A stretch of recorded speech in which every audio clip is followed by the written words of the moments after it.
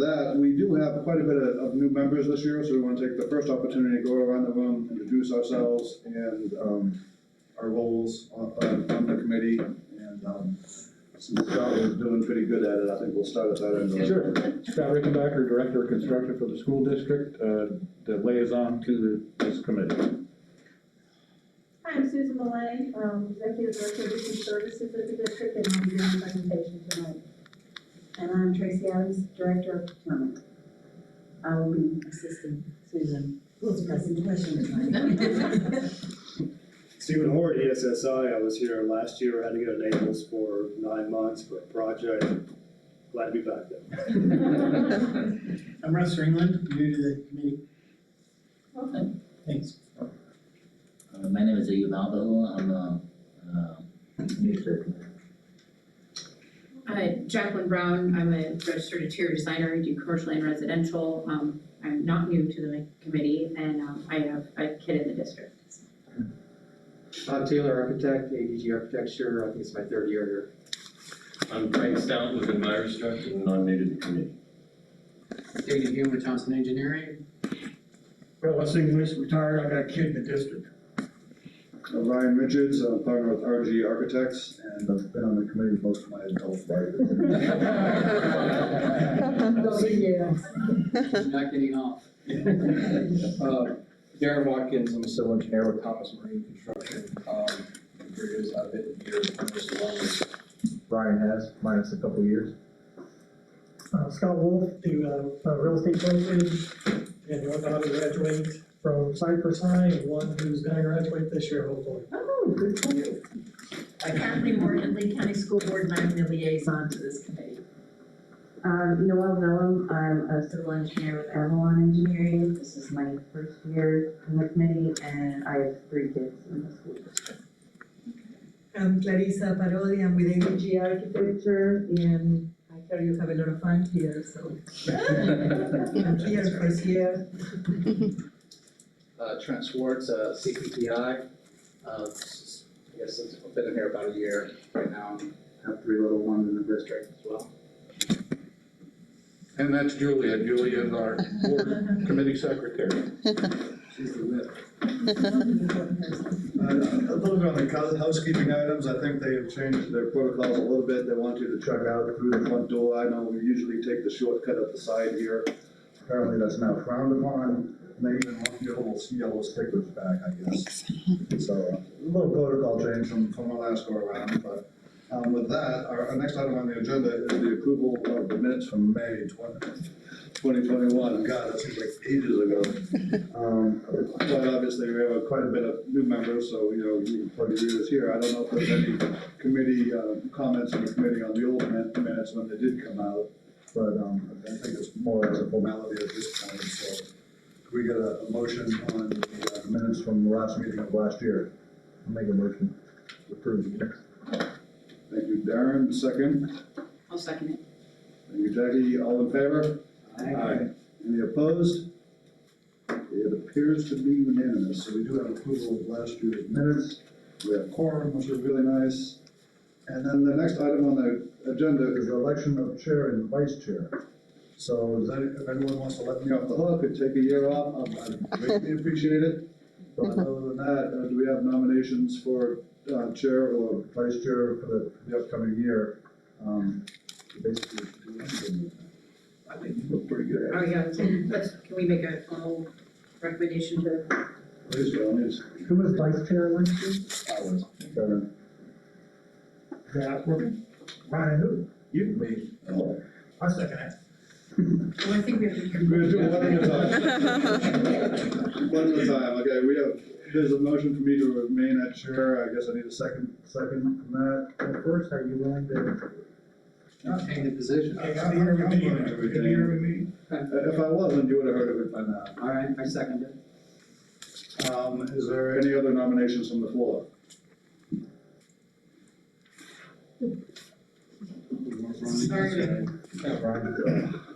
All right, so with that, I guess what's the proper way to do that if there's no other motions So do we still have to vote for that? Let's vote. Yeah, because we can all vote no. Win by default. So all in favor of retaining Ryan Richards as chair for the upcoming school year? Please say aye. Any opposed? So, same. And now for vice chair, I guess I'd like to nominate Darren right off the bat. Thanks. Yeah, that's not going down alone, Darren. That's fine. I'll second that. Any other nominations from the floor? All in favor of retaining Darren Watkins for this year's vice chair? Aye. Any opposed? Congratulations, Darren. All right, with that, we have to briefly go through our upcoming committee meetings for the next year. Typically, we do meet the first Wednesday of every month, with the exception being December, which, other committees take off because they usually meet the third week of the month, and that gets you into the holidays. So us being the first week, that moves us into the New Year's holiday, which is gonna potentially be a problem. Not this year? Well, it's January 5th, so it's. Yeah, we could be back by then. So is school still closed that day? No, January they're back the first week and then off for Imaginary Hurricane Day on the 10th and 11th. Like they're back for a full week and then take another 2 days off. Because government's not ready. So even if the kids get off, I think 255 employees still have to come in. So. Yeah. Yeah. Yep. I'm not really seeing any true conflicts unless Ash Wednesday is no, I don't think we ever really do anything with that. We only go through till May anyway. Correct. Well, May or June, depending if we have cancellations sometimes. Cinco de Mayo. Well, no, we're gonna be May the 4th. May the 4th be with you. Yeah. Very good. Star Wars Day. I'm not seeing really any true conflicts with the holidays. Sometimes New Year's creates a little hiccup. I think we can all handle Groundhog Day. But with that, is everyone okay retaining the same date and time? Because we kind of go through this and vote about it as a committee. If there's any real heartburn and conflicts, sometimes it shifts. We have the 4:30 start time. That's moved forward and back depending on committee availability a few times. We used to meet at 2:30 in the afternoon. 3 o'clock. And then some committees meet at like 6 o'clock at night, so we decided a long time ago that we didn't wanna meet at 2:30 in the afternoon, and we didn't wanna meet at 6 o'clock, so we kind of moved it to 4:30 so we could still be able to go home and have time with our families before bedtime, so. And there's always that kind of that conflict of, a lot of the construction and people that we used to have in our committees, they'd be out of work at 2:30 or 3 o'clock, and they don't want to sit around for an hour or 2 hours and go home. Well, the professional side all work till 5, so, it's kind of in that middle ground and most appealing, that's how we ended up where we are. But, I guess we still need to vote on maintaining that schedule this year if we're gonna go ahead and do that, so. We're gonna make a motion to maintain or revise our scheduled times. So, clarification, so we're gonna meet the first Wednesday? Correct. September is the oddball month because we cannot meet until the new committee members are approved by the board at the school board meeting. So September usually gets pushed back a few weeks because the board meets on the 10th or the 12th. They approve the new members of the committee and then we set up the first meeting. So it's typically the first Wednesday of every month. It just never really works out that way in September. So we'll have a meeting in about 2 weeks. So we'll be back in 2 weeks. I'll make a motion that we meet the first Wednesday of each month starting at 4:30 in the afternoon. Appreciate that. Second? Second. All in favor? Aye. Any opposed? Not hearing any, we have a unanimous approval to maintain the meeting dates as scheduled for the last year, with no major holiday intervention that we see at the moment. So with that, we will move on to board member updates. Just quickly, in the month of participation, you're taking the summer off?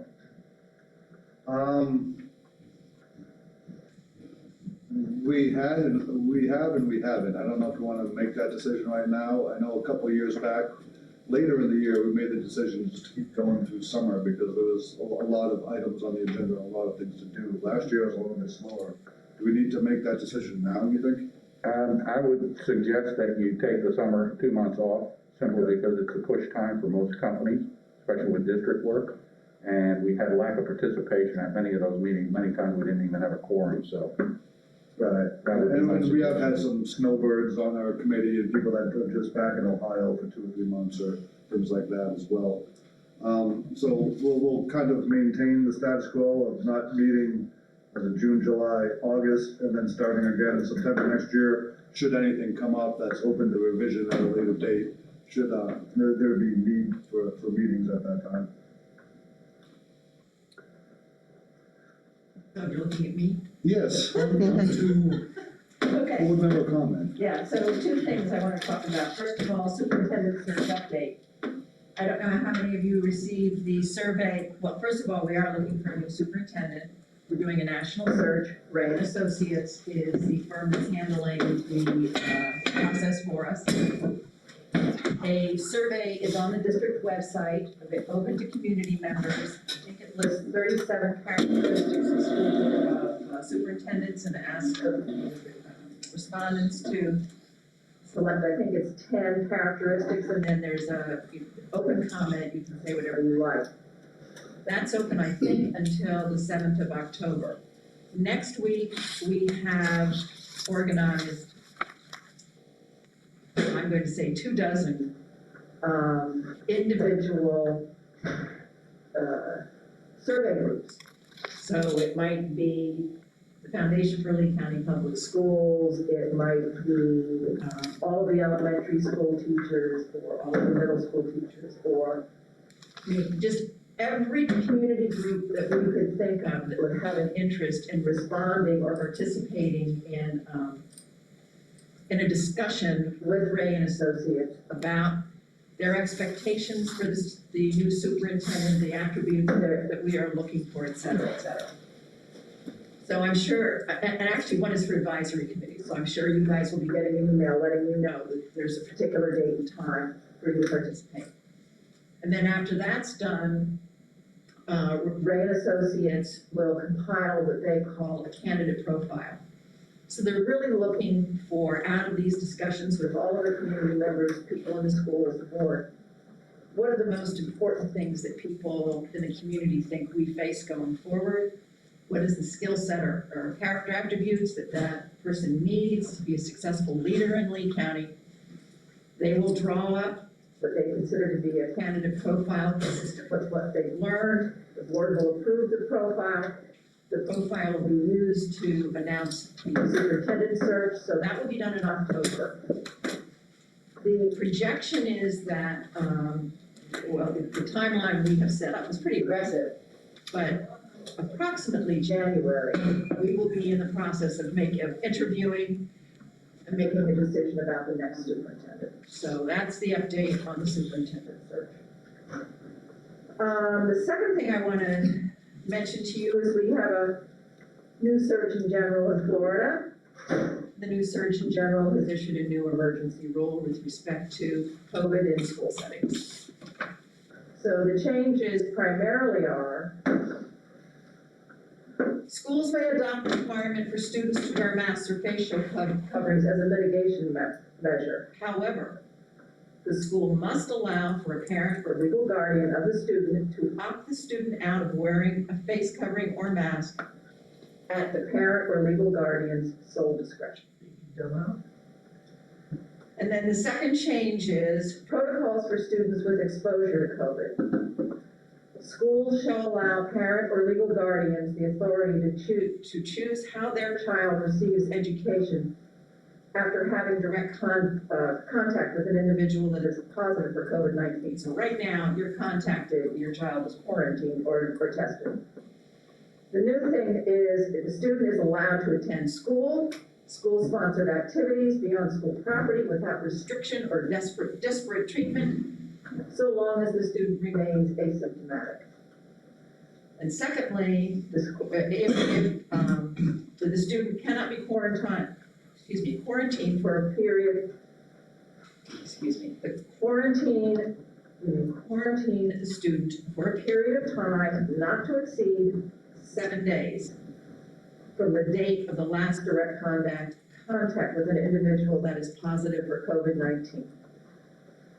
So those of you who are parents, you can expect to hear within the next day or two, and then, I would assume there'll be some sort of announcement from the district about the new Department of Health directive, and I'm sure we will be hearing from parents. So, those are my updates. Now, I'm embarrassed to say, I did go back and look at the minutes, and I had forgotten what all we had done in May. Did a lot. So, did you all proceed with all of these recommendations? We talked about where they went, and I think we agreed that they were all administrative changes to protocol, or changes to administrative protocol. And, so I don't know what happened after that. I did not do anything, and I guess the question is, do I need to bring this to the board as well? Where are we? Well, right now, you did have a vote. As per the last meeting, the committee went through each recommended item in the RFP process, specifically for continuing contract work and so we just went through our 3-year term, so it won't be for 3 years. Right. So we have to get that information and what the committee recommended to procurement to review. And at that point in time, we'll sit with procurement and we'll develop go to a board briefing or workshop to provide recommendations to the board moving for the future RFQ process or continuing contract RFQ process. And I think that with the timing, with the way it came out, is that our last meeting was after the last quarterly report. So it wasn't really approved by the committee, and then we haven't had an opportunity to report to the board since that time. So it was gonna be our next quarterly report, which hasn't quite happened yet. You're right. And by default, the approval of the last meeting minutes, that by de facto have approved the voting that the committee thought should put forward for review by procurement. Okay, so has procurement seen this? I received an email with some questions that the Construction Advisory Committee wanted us to consider. I noted that all of the continuing contracts had just been awarded and that it would be a 3-year period, so just discussed it, so that in 2 years, as we approach the rebid process, we would reconvene and make sure. And I think there was one action for us to do a little bit of research on one topic, but I can't remember what that topic was. I think it was the years of. Years of experience? Yeah, years of experience. There's statutory limitations, and we threw around 5 or 7, and I mentioned that it was 100%. So those are the type of things. I remember we talked about not requiring any presentations also. Yeah, Correct. there's a whole bunch of, okay, I just want to make certain that it's on somebody's plate. And if it's on your plate, I know you guys do an awesome job staying on top of this stuff, so. Well, and we can take the minutes that we have and whittle all the things that didn't get through, that weren't voted as approved. Line it up to those 3 or 4 items and then send it to procurement to take a look at the verbiage. And then we can kind of make that recommendation at a quarterly report. Correct. I think we'd like to bring it to the board, so once you have time to digest it from a procurement perspective and legal perspective, Ryan and I'd be happy to go with you, and all 3 of us can bring it to a workshop or a board meeting. The other, Just if I could make one announcement, since you last met in May, Mrs. Tracy Adams has been promoted to Procurement Director. So, thank you. She's your new point of contact there. and there was one other item, it was interlocal agreements, and the planning department is working on them feverishly. So I know that Ms. Debbie Kurtz's been working, she's a project manager over in the planning department. She's been working, helping develop that, working with legal, as addition to Kathy Evil is working on other interlocal agreements on that side of the house. And I know there's been a big push from the superintendent to drive a lot of those home. Matter of fact, even before I came to this meeting, I got a call about some of them. So I think they're working on them to try and get them put into place. Thank you. Danny's shaking his head, he knows what I'm talking about. He sits in a lot of my meetings. That's it, unless there are questions for me. Be quiet. If we slide on to the next topic, we have public comment. Not seeing any members of the public here today. I can be. You a member of the public? I mean, we could put like masks on the agenda and we'd have plenty of members of the public show up. Keep it off the agenda, No, please. seriously, I'm serious. I'm not making a joke. All right, Does the, state just got awarded between 75 and 100 million on COVID money for vocational. Is Lee County going after that? So the way it works is that we spend the money and then we apply for a grant from the state. Exactly. So I am assuming, that because board has asked to see how the money has been spent and the grant process is in place. We have not seen that yet, but I know based on what I have heard from individuals, that yes, we plan to use every possible dime we can get. And I assume we're working with the Office of Economic Development and John Talmadge, because there is a lot of work that we want to do in terms of the academy, updates, expansions, and the creation of a new technical college. And it would be my expectation that that is the direction that we would be going with this, with money that we could apply for a grant for. Is this for the money for the technical college that y'all wanted to redo? Well, so right now we have approved an expansion of Cape Coral Technical College. And there is some public-private partnership money involved in that expansion. Fort Myers Technical College is also working on their expansion plan. And then we have the Lehigh it's East Lee Technical College that we would like to build, but we don't have the money to build. It's an $80 million project. The district has budgeted, I think, $40 million for it, starting in 24. The board wants to accelerate it, but we have to have public-private partnerships in order to do that. But John Talmadge at the Office of Economic Development is aware of all of this, and I think essentially, once we have a permanent superintendent in place and staff in place, we will be moving pretty aggressively to set up some sort of partnership so we can lay out a plan to create the Eastleigh Technical College, certainly before a projected, date of, 28 or something like that, which is really disappointing, so. Is that when we had the folks that were here like a couple months ago, that was That was right, Fort Myers or not? Technical. Okay, so not, No, that was Fort Myers.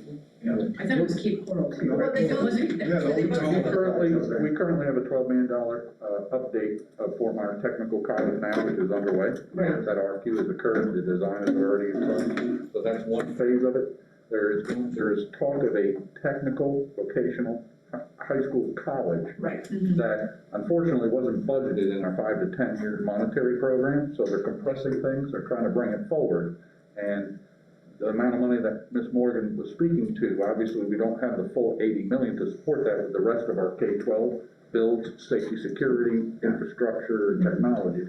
So they're looking for partnerships in the community to help sponsor and co-sponsor the cost of doing that school. So I think the idea would be that perhaps we do the shell, and we provide, the administrative and operational oversight, but we're really looking for, let's say, the construction industry. If you need, I don't know, what do you need? Electricians, you need welders, you need what? You provide the materials to outfit that space. You provide credentialed, curriculum for instruction and perhaps even provide the instructors. But the idea is that, we can't do it all alone, but we recognize that there is a great need to do this.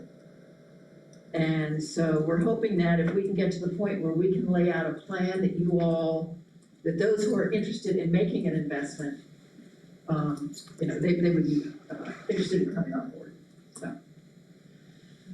Well, that's kind of an interesting navigating field because, the thing like the construction industry, it's not homogeneous. There's different groups, like, who do you approach? Is it the BIA, the CCA? I mean, there's a number of different organizations, and they're all nonprofit, as well being created of companies coming together. Yeah. So it's, it's kind of, you're kind of casting a big net there, and how do we scoop that up? Well, I would think that that's where working with the EDO comes into play, because they have a much better idea of how these various firms, industries are organized, what nonprofits and foundations they have created exist. But that's where we would be looking for them to help us put together the partnerships that we would need.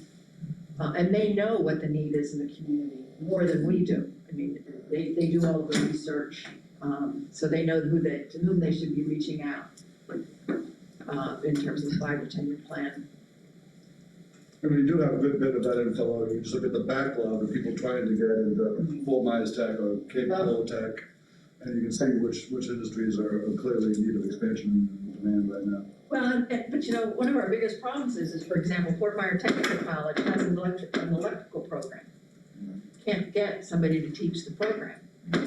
And so, one of the things that, I've talked to John about and some other people about is there a way we can create and effect a foundation where companies or foundations can put money in so that we can top off salaries, so that we can make salaries for people who are doing career education more approximate to the industry standard as opposed to what a teacher salary is. We can do full-time employment, but we can only do it at a teacher salary. And we're not gonna get an electrician to teach at that salary. So we can get them as a part-timer, and that's fine if we only have a part-time population to service in terms of, certification. But I know that we need full-time in all of these. I thought last year you went chasing that vocational money up in Tallahassee for those teachers. There's extra money there for teachers. Oh, we did. And? Oh, yeah, I don't know the answer in terms of how much money we got, but I know we did because I remember hearing discussion about it. So I can get information for you. Sure. Okay.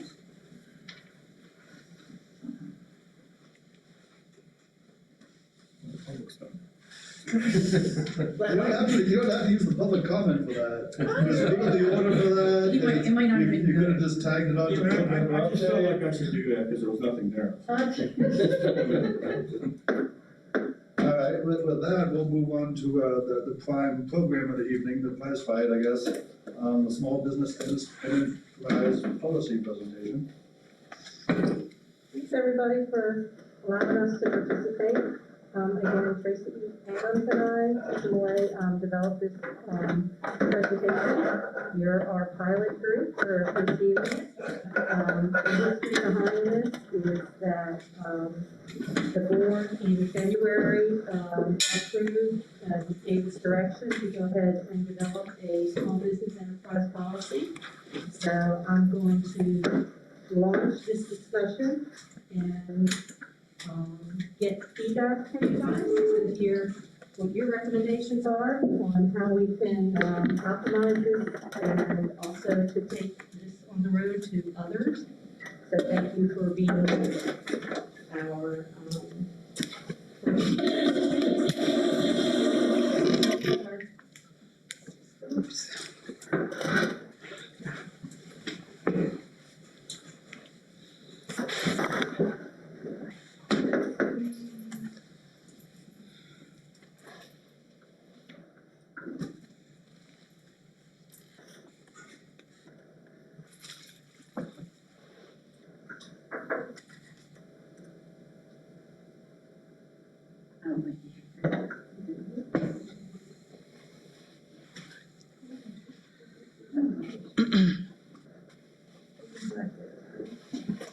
The anticipation is building. Well, so it gives them an RFP presentation. yeah, I'm in. Is this working? Where's the handouts?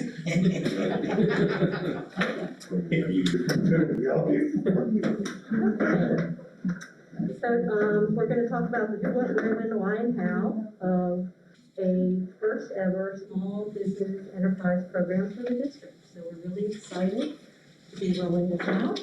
Gonna share with you all the details and gather feedback from you. So the scope of our proposed small business enterprise program is to increase small business participation in our community.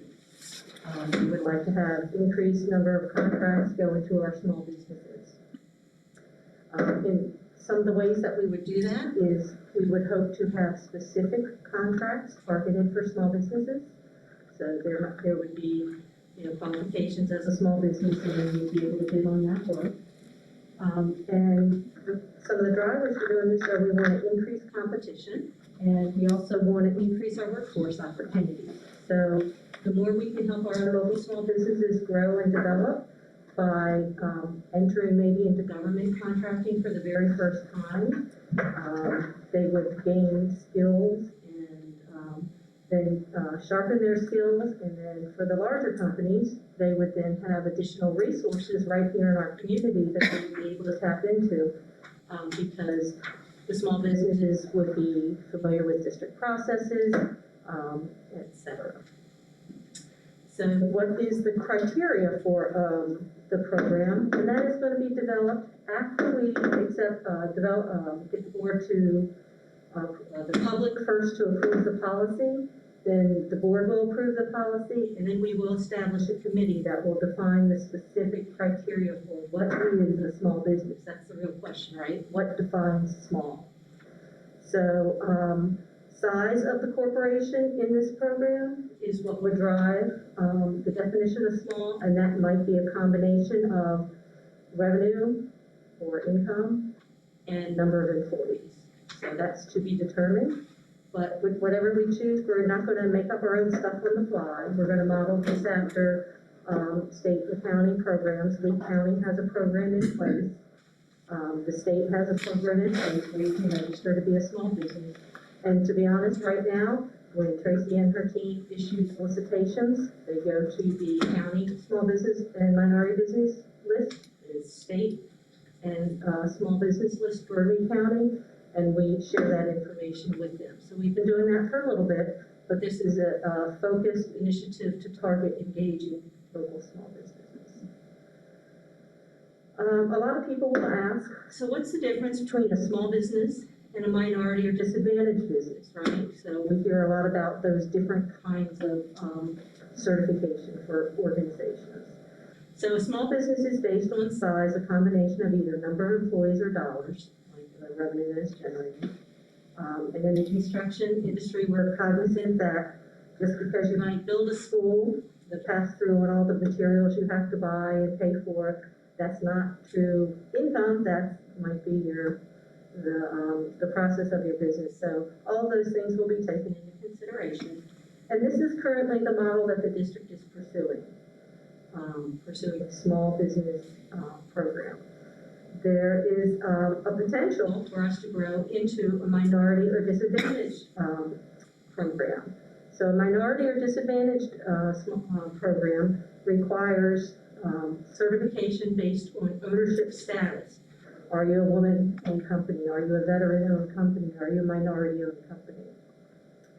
And in order for the district to embrace a minority or disadvantaged program, we would have to conduct a disparity study in our community to say, what percentage of businesses in Lee County are minority businesses? And I'm just going to throw out some fake numbers here. So let's say 30% of our community is minority-owned businesses, 40% total, including those are small businesses, so 30 minority, 40 small, and 60% are large businesses. Well, if the district gathers data and determines that we are contracting with 30% minority businesses and 40% small businesses and 60% large businesses, we're right in track with what our community is, how our community is represented, and how our community is earning the state revenue that we collect, and it's being reinvested back into the community. If we were to find that we were only doing business with 5% of minorities, then we might want to take an action to increase particular minority business participation. So that would be down the road. In order to do that, we'd have to collect data and so forth, and then do this study. So the scope of this initiative is small business enterprise. Some of our drivers for doing this, I mentioned a little bit before, is creating jobs locally, fostering economic growth, so reinvesting in our community, those people who live here, work here, spend here, build here. Increasing engagement and competition with local small businesses.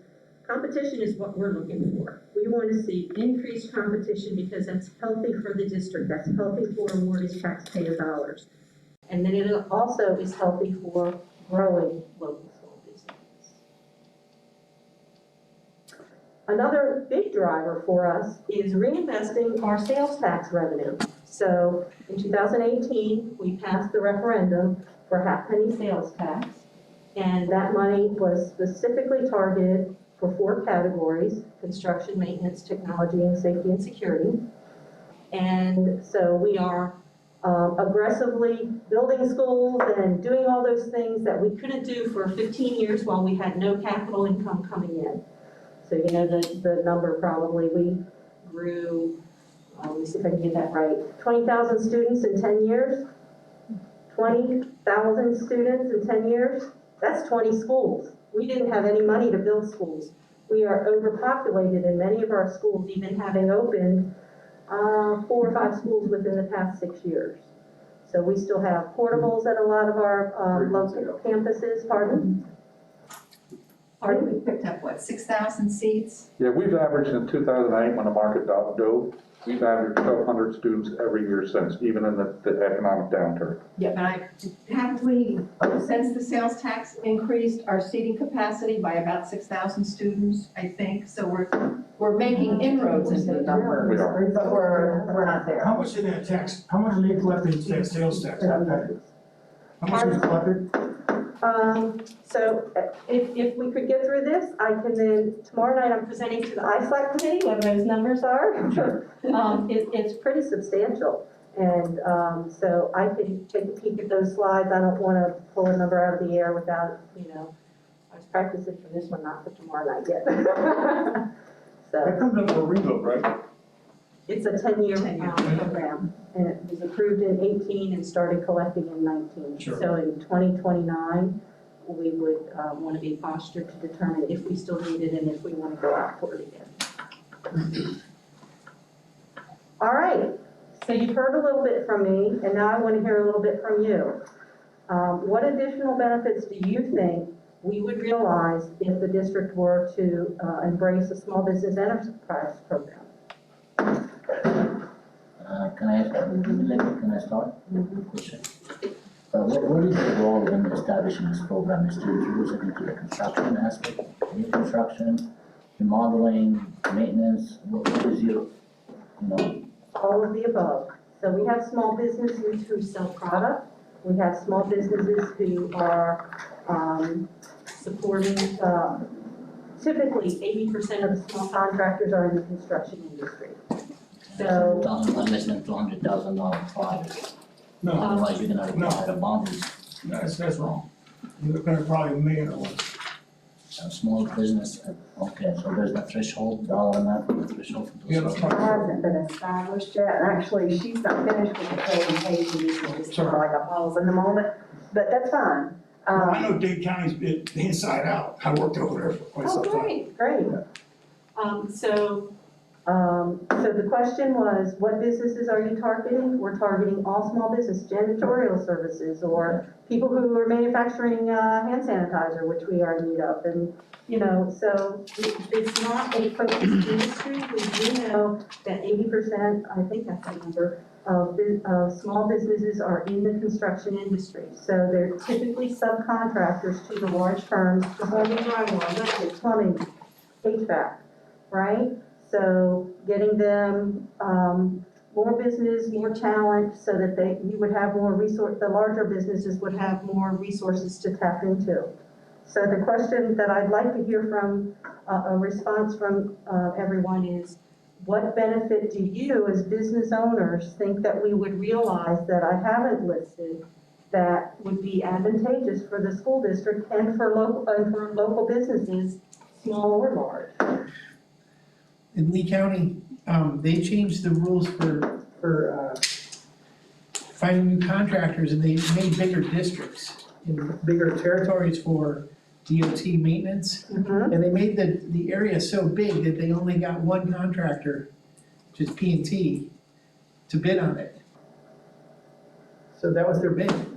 When you say the county enlarged, Lee County DOT, they had set up, how they're gonna bid out maintenance for different roadways and stuff, and the commissioners, I think it was the commissioners made a bigger territory, so they spent less time on bidding and ended up with just one contractor, so when you go out, you see P&T trucks all over the place, because they're the only ones that qualify. now, when you say, a larger size, you mean the county asked for a larger Territory. territory? That's not the size of the company that's bidding, but because the requirements probably with bonding or something, they're, The bigger the territory, the larger the volume of dollars, the larger the the need for a bond. yeah. Many small companies can't afford the bonding capacity. that's an excellent point. So, and then there's a big difference between GCs and subcontractors. A GC, a big company might have 10 guys, and a smaller subcontracting firm might have 100 guys. So it's really tough to. Yeah, that was kind of one of my comments, is that there needs to be like a tier per industry, because small business is defined very differently depending on what we're talking about. Yeah. Small for a GC or an engineering firm is vastly different from small for a concrete company. Yeah. So my point, go back to my point a little bit, was that if you have, you have a big school, you can't just say, oh, we're gonna have 10 small contractors bid on this. None of them would qualify, and you can't split it up into 10 parts. So you can have layers within the contract where a certain number of subs have to qualify for a program. But ideally is to include more contractors in the bidding. The whole thing is how you're gonna introduce this program into your solicitation. Are you gonna award point to HGC, Yes. percentage of the already required percentage of your solicitation to be a small business enterprise? We're gonna talk about that in a minute. Yeah. I have a slide on that. You're right, there's a GC that with 5 people can probably qualify for small businesses, but that's. They're afraid of public contracts. I'm sorry. They're afraid of public contracts. It's too complicated. They How much is $2 million now in liability? 16,000 a year? And That's not Until you even get a hammer on the truck, it's 16 grand, I think. I do think that's gonna be a struggle with smaller You're subcontractors. correct. Unless you umbrella, Well, the county realized this when they did the jail. They actually, I believe, if I'm not mistaken, helped with the bonding and the insurance and payroll of a lot of the small business enterprises, minority business enterprises that were involved in this project. And that's. so you have to do that. That is correct. Well, there needs to be a program that some type of mentorship program when it comes to that. So I mean, we you are have, working with FGCU for this program. We are partnering with them. We are talking to them about going in and having sessions where we teach them how to submit to submit a bid to the district. So that is one thing that we are working on. And we did that a little bit a few years ago. Frederick and I went to FGCU and did a presentation, but we will be actively working with them to get those folks in so that we can get in their face and show them how to do this. yeah, because we've taken under our wings before small businesses and a mentorship agreement. It was kind of more like it's not necessarily a joint venture by any means, but that was we were able to carry the bond. They were starting to learn the process, learn that whole role while being supervised by us through the whole process as well. And I don't think it's ever really completely taken off because we've tried that before in other. Right, and we see this being beneficial to most of you in this room also, like especially the contractor, the construction management firms, because we'll be working with you for how this is gonna look when you're doing your bids for your subcontractors for these large projects that we're talking about. So even though they wouldn't be, necessarily qualified for the large project, they would qualify to be a subcontractor under that umbrella of a large project, so. And over time, that builds up their resume and their bonding Right, capacity. so really what they would be bidding on is not necessarily for the government, it would be for you because, they would be. You can introduce that program within your solicitation, allow the GC to employ those business enterprises. Correct, there are a couple of ways that one will be contractual for large companies and the other will be. Give an incentive to bring them in on their contract. I know, It's a noble thing, so. in the bridge world and civil world, we do a lot of stuff for South Florida Water Management. South Florida Water Management requires all of our contracts, 65% of our value of our contract has to be performed by small businesses. Is that under the Davis-Bacon Act? Because it's federally funded? It's federally funded, but so we have to find, and how hard it is when we could self-perform the whole project to find 65% of the value amount of that project, and you're talking a $5 million water control structure, 65% of that has to come from small. That's the federal mandate, that's Davis-Bacon. So that's just another way you can make it where these big contractors that come in here, that certain percentage of what they have to do has to be towards a local small business. And many times it drives up the cost of your project. Because the smaller you are, the less ability do you have to get buying favoritism from any of the suppliers. You may have a track record that hasn't been stellar. So there's pluses and negatives to every side of the fence, but at the end of the day, it comes down to the dollar.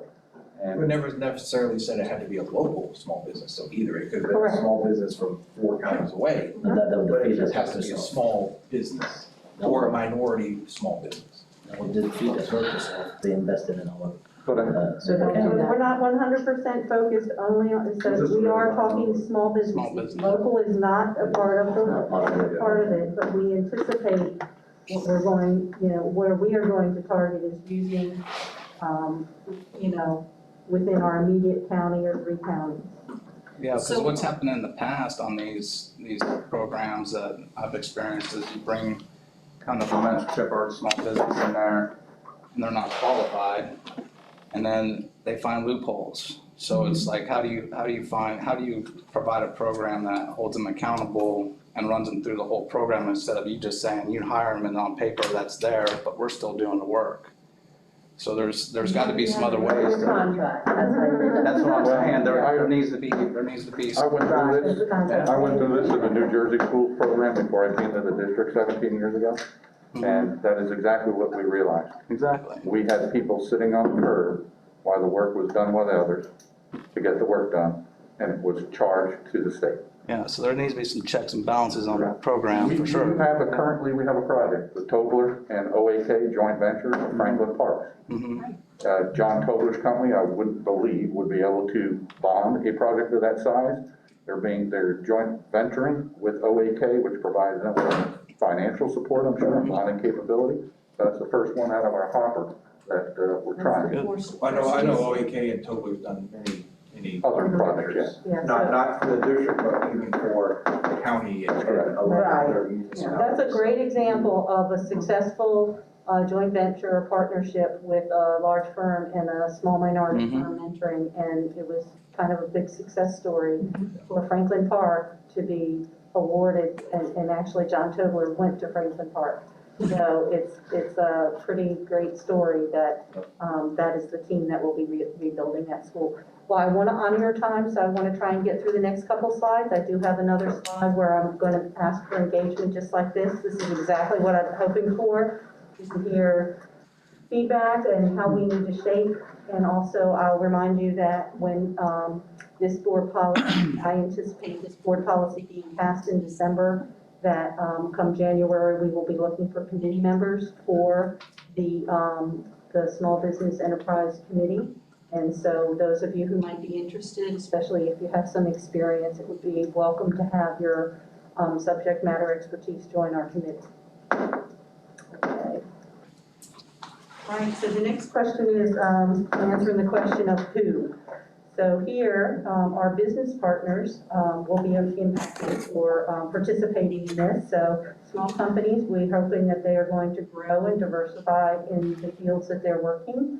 And for large businesses, we hope to see increased skilled labor pool, because what we're going to be doing is awarding small contracts for small businesses so that they can go through the process of having to do not just the work, but the financials, submitting, for payment and, doing all of the validations, et cetera.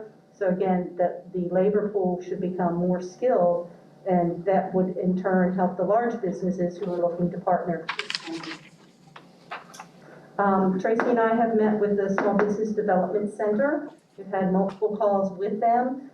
They have two different components there. One is small business outreach to get vendors registered. The other is an educational program, which is teaching them how to go through bids, how to bond, how to get loans so that they can pay for the materials and manage the financial projects. I So mean, something as simple as filling out the forms, it's just like, they look at the form and they're like, what is this? And we would explain to them, what it is, with that. And of course, we look to our state and county partners for what they're doing, what's successful. We'll meet with them and get their lessons learned and their recommendations as we're developing the program. Handout. So now we're going to take a peek at the draft policy.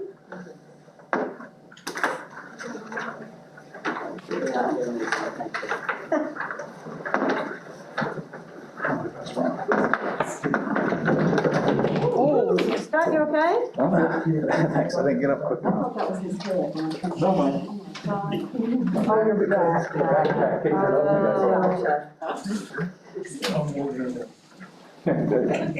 Well, they got deep pockets there.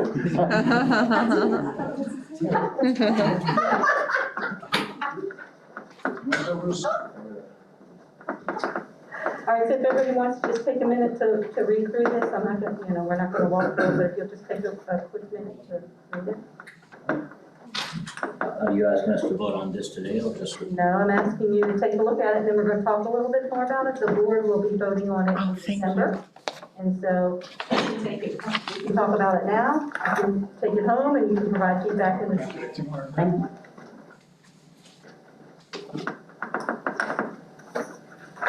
And if anybody would like an extra copy to send back to your office, please just let me know if I make them in. I just thought you'd want it for your meeting tomorrow. Oh, that's true.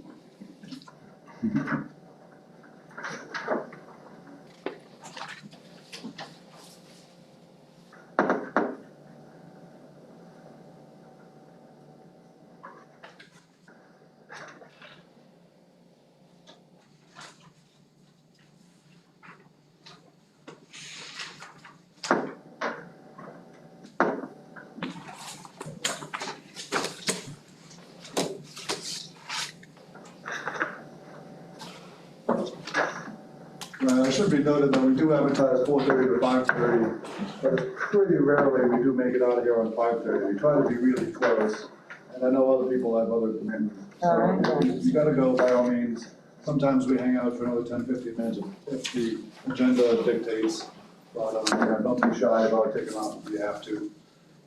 But for the most part, we try to make 5:30, but 4:45 is probably a little bit more realistic most weeks. The only comments I have initially is currently on all of our continuing contracts, $200,000 and under, we don't require a bond. That's board policy, so that's already in place. How much? 200? 200,000 below. Now, state statute requires 300,000 Right. below. So if you're looking to up it to 300,000, that would be a board to change their policy to raise it back up to the state statute, which is 300,000. Is that per contract job? Per contract So they job. could do 60 contracts in a year? I mean, theoretically, you're just talking to them. But potentially, I'm just asking. Excuse me, if you have to leave early and you have comments, do you have a way for them to get in touch with you with their comments? Absolutely. If you can let Julia know, and I'll have her in the meeting minutes, or I can have Julia send an email with our contact information. and just so you guys are aware, everything is sunshine. We will eventually get our legal to come in here and give you the whole Robert's Rules and Sunshine presentation. Do not communicate email back and forth to each other, send your email questions to Julia. Julia will ensure that it gets distributed to all of the team members back and forth, so she acts as the. If there are comments that come in after the fact, we can discuss them at our next meeting. Yeah. I want to just clarify, the state statute, 200,000? No, state statute is 300,000. Board, hang on, the state statute is 300,000. Board policy set it at 200,000, a much lower threshold. So that is something that the board could potentially bring it back to the 300,000, providing an extra little more wiggle room of not having to require a bond.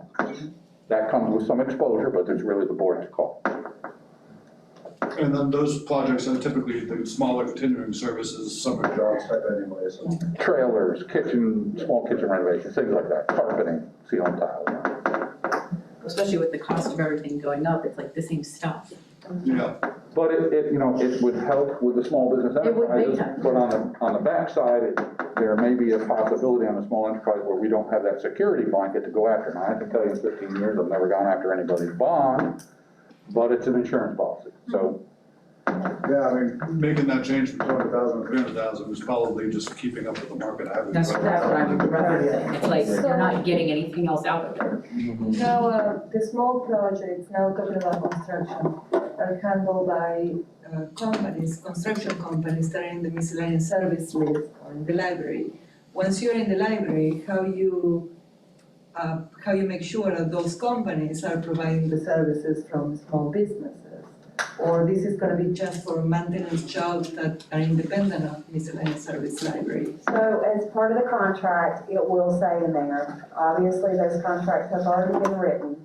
Now, it could be something as simple as we update our work authorization form that has to be approved prior to the start of any job, where we would put that requirement of a small business participation that you would be required to meet in that work authorization. But theoretically, it would be in the contract. But since you already have a contract, obviously. We could always do a contract amendment. Yeah, we could do that, we could do an amendment, or it could just be part of the work authorization. And if a company doesn't meet, let's talk about, because you talk about small construction jobs, you skip the rotation, because you go by rotation, you don't go by. I can't answer a question, I don't know what the rules are set in the contract language. Okay. If you're gonna have penalties, it has to be in the contract stating what those penalties are. And then if you provide those requirements with penalties, you have to show either monthly or quarterly or at the end of the job, your petition value. There might even be a financial penalty if you didn't provide the amount that you signed contractually to do. We haven't written it yet, so that would be part of the process when we form it, after the board approves and we form the committee, that would be something that we'll work on. What is that gonna look like, how we're gonna ask and require that, and what would the penalties be? In Lee County, we have the preferred 10%, local or minority. Collier County is bigger than 5%, 5 points on what they're supposed to pay. So if you are, if the owner is a small business or minority, they get 95% on their scoring criteria. And that's how it's introduced, but we never ever really went back and checked the date, really, unless there is a, they can act, we have to show that. We are working two of our large crimes right now. Sorry, real quick, before Bob sneaks out, we are gonna give you a little bit of homework in that we do need to come up with topics, items, and lists for the upcoming year. And we're meeting again in 2 weeks. Go home, think about it. If there's anything you think that this committee really should jump on, should raise, anything that hits you personally, come back with that for our next meeting. We'll try to get it into our schedule for the year. It's gonna be our primary topic next time around, so I just wanna assign the homework before Bob wanders off. See you in 2 weeks. Thanks, Bob. Ryan, also I would have the arrangement. Thanks for the time, how are you? I appreciate it. Thank you. Thank you. All right, so this is a peek at the policy. We are going to be sharing this with a lot of different committees, receiving feedback, updating the policy, and taking it for public vetting, and then presenting it to the board hopefully in December. So that sounds like there's still a good bit of work to do on it, to kind of help out and give out a small piece of advice as we go along, as you get parts done. Feel free to come back and bounce them off and let us get some opinions on how things are put together. It's kind of, do our best to help out any way we can. Great. All right, so here's how we're going to implement the program. Community engagement, which is part of today. This is our first roadshow. We'll be doing quite a few of these. Then after we update our policy and recommendations, we'll take it to the board for their review and approval. Then we will have a committee formed to develop the administrative procedures and how the program will be executed. Sets things like the size limits, what the criteria we will use for the size of what defines small, small business term. We will potentially identify prime contracts for small business bidding. So in order to bid on it, you would need to be qualified as a small business under the thresholds that are set. And we would establish mandatory small business subcontracting goals for certain large projects. For example, when we build a new school, we would set a target in the solicitation and in the contract that develops from that. We would have large businesses required to participate with small businesses. And then likely, when you're submitting your pay applications, you would be required to submit how much of this is going to small business and sharing those records so that at each pay app, we would see confirmation that whether, are you on track with meeting your goals. Other steps would be for, as Tracy mentioned earlier, we're going to expand our how to do business with the district sessions. We're going to have more educational sessions for the small businesses. We are going to register small businesses and capture their minority status. So in our registration process, we'll go back and for new vendors, we'll have registration information, and then we're going to go back and pull all of the vendors that we have in our database and send out a form and say, please tell us this information so we can determine, or please share any state or county certification you already have. So most likely, we are going to be relying upon Lee County, state, other certification processes, and then you would just submit that paperwork and to indicate that you are a registered small business. We will measure contractor participation after we have the data about businesses, because right now we don't ask how big of a company are you. So we need to get our arms around the data to assess how many small businesses are we dealing with currently and how many large businesses are we dealing with. And then we will continue to collect that data and evaluate how we're doing with our small business goals and if we should consider extending it to consider minority businesses and a minority business program. Any feedback on our implementation approach? We hit all the buttons for community engagement. But is there any, and I know you just touched on it a little bit, but preference for local small businesses? Local cannot be a criteria because it's, by law, our attorneys have indicated that it cannot be defined as local. Then we would not be eligible, for example, for federal funding. You cannot use federal funds for, if you indicate local. It occurred to me that if a lot of this is backed up by bonds, then you should also have in your audience at some point bonding agents. They know everything about it, and they're qualifying the contractors, so they can maybe help you learn a little bit about qualifying. Awesome. Great idea. All right, I'm gonna flip on through so we can get out of here. I just have like 1 or 2 more slides. So here's our timeline. In February, the board recommended to proceed with this program. Since then, we've been engaging with FGCU and conducting research and developed the policy. We are now on as I mentioned before, on our roadshow to take to multiple advisory committees and community organizations. Then we're going to update our policy and bring it for public hearings. It has to go through 2 public hearings before the board can vote on it and adopt it.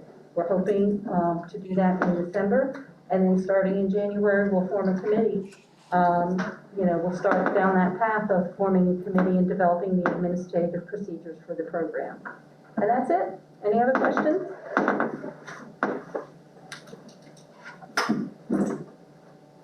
All right, well, thank you for your time. I hope that you think about this, and I encourage you to share information with Julia. If you want to reach out and have a conversation with me, I'm open to that. And if you have any specific information you want to share or any documents you think might be valuable for it, this is our kind of data collection piece before we go forward with the policy, and so I would welcome your feedback. Thank you. Thank you. Thank you. Thank you, Jim.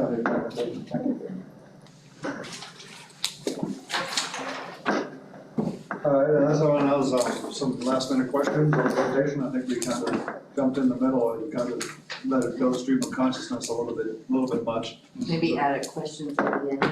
Yeah, that would be a good precursor. With that, I think we'll move on to the good of the order. We'll quickly go around the room if anyone else has anything else to add to the discussion in general, or topics that you would like to see for the upcoming year. It's, feel free to pass it. I don't want to put you on the spot there, Ross, but just we're looking at you. Okay, well, it seems to me the direction the federal government's going is to put money out there for renewable energy. And so, if you want to benefit the students or the population of Lee County, go after that money, bring it home. It lends to sustainability and building envelopes and everything we already do.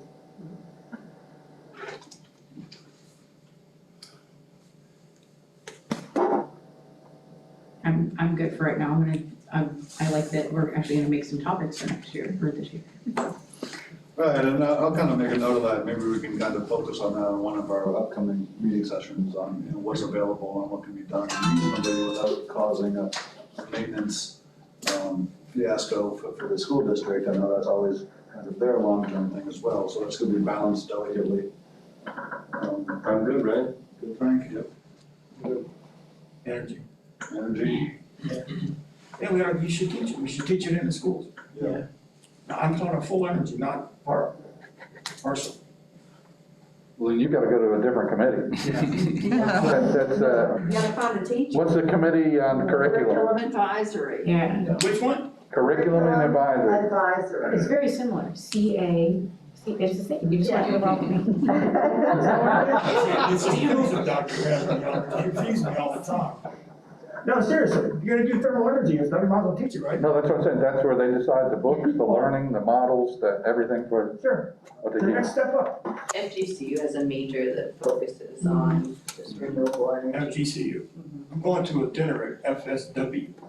You just keep getting your letters. We went solar at our house and I gotta do the switch, and that actually made me excited. I'm trying to do that, but I have to move my meter first, because it was in my screen porch for some reason. And FP&L sent me back about 8 months, just trying to relocate my meter from outside the screen porch. I never guessed that. Wait till you guys go to sell your house. You gotta pay off, and you gotta pay off the cost of those solar panels on your roof before you can go into clothing. No, Yeah. no, We it's double check. transferable. Yeah, it's all good. Okay. Keep moving. My only comment is, please come back with any subjects you'd like the committee to tackle, like I kind of reiterated, and then we'll move on I to. don't know if it's a topic or subject, but maybe an update on projects and. Yeah, the standard You construction. want me to talk, because that's what I was gonna say. Yeah.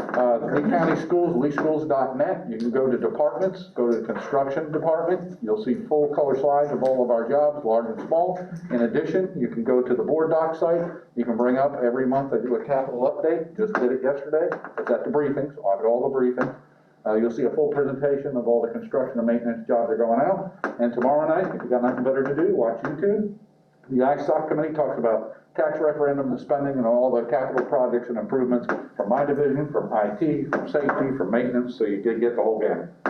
And if you'd like me to bring it. You can just say it right now, you have it all. It's a lot. Like a YouTube channel. I can bring a jump drive of the most current update I gave to the board and just throw it up there real quick and talk to you about it. Yeah, I mean, we usually like to carve off 5 minutes of the meeting, just to see what's going on now. We'll kind of get into the habit of that. I know this one was kind of short notice and not the spot, but we'll That'd try be good for the to next meeting. keep that construction update, just have a Absolutely. 5-minute dealio that kind of start off with. So I will just share real quick, the sales tax revenue for last year was 87 million. Wow. Well, just to give you guys a flavor, originally the tax revenue. That's almost one school. Originally, the tax revenue was projected over 10 years at a little over $100 million. It now is somewhere around $1 billion. When I added up all of our large capital projects about 4 years ago, just my division alone could have potentially eaten $675 million 3 to 4 years ago in its first inception. So we still have other safety, security, IT. So obviously my division can't suck it all up. That's why we use COPS funding and we pay the notes back with the referendum. From inception to date, 200 million. Yeah, like, so when, because like the ones online haven't been updated since June 2020. Oh, I'm updated this week.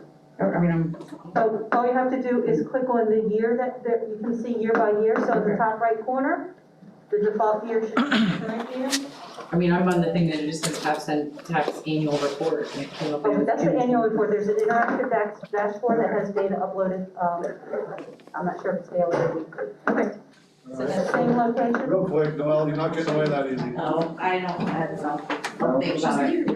Yes. I'll bring you on the spot. Brent? Oh, Clarissa, my apologies. He does that all the time. Well, we need new blood in the industry. I'm talking about construction and professionals related to construction. So how this committee can reach the kids, so they start to get interested in the construction and professional industry related to spending the $100 million that you need every year. So, or the 600 million, because there's no people out there and they're the big dogs, so I don't know how this committee can reach, maybe we can do presentations once in a while with the kids, or reach the schools, or do something, because we need them. I don't mind volunteering on that, but we need them. Can we talk about the RFQ selection criteria? Oh, yeah. I'm just kidding. At least wait for We'll talk about it. I know, you were very quick. I'm just kidding. No, I'll think It's about gonna it. be fun with small businesses included, though. Yeah. Well, thank you all new members for coming. Ron, you gotta do your official. Oh, yeah. All right, thank you, and with that being said, I hope to see you all in 2 weeks. Can we get a motion for adjournment? Motion. Second. Second by, Second. we'll let them fight over it, but I will data. Thank you, everybody. Yeah. Yeah, I was just trying to do it on my phone.